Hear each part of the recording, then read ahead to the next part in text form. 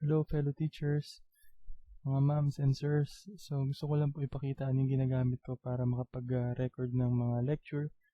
And ang ginagamit ko pala na pang record ng ng screen ko is itong FreeCam 8. So wala siyang maganda sa kanya, wala siyang watermark, and then after recording you can review, tapos you can remove the hissing noise kung meron man dun sa microphone nyo. Lahat yun automatic. So yung pinaka Blackboard naman na ginagamit ko is itong Microsoft OneNote. So yung may for Windows 10 yung ginagamit ko. So as you can see here, meron ako parang mga dating lecture na na-record na. So ang setup na ginagamit ko po, so meron ako dito new section. I'll just open a new section. Yan, hide ko yung navigation, and then sa view meron ditong rule lines. So sa rule lines, pinipili ko po ito para magkaroon ng linya, and then it's up to you kung gusto nyo parang whiteboard or pwede rin naman pong parang blackboard. So papalitan nyo lang yung page color ng medyo dark, ayan, magiging parang whiteboard na siya, blackboard in that case, no? And then pwede tayong pumili din ng kulay na mga light. So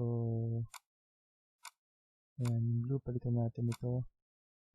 And then ayan na, so let's say I will start my recording.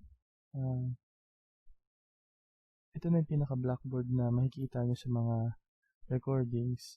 So let's say yan, cosine x sin y dy plus sin y cosine x dx.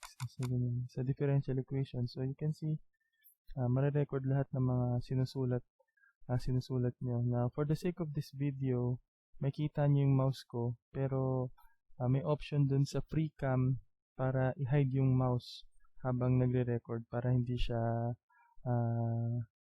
distracting sa mata pagka naka-record na. So dito lang kasi sinama ko yung mouse para makita nyo yung pag-click. So yun lang po. Ito yung my Virtual Blackboard, kumbaga, is OneNote for Windows 10. Yan. And then yung pang-record ko is yung FreeCam.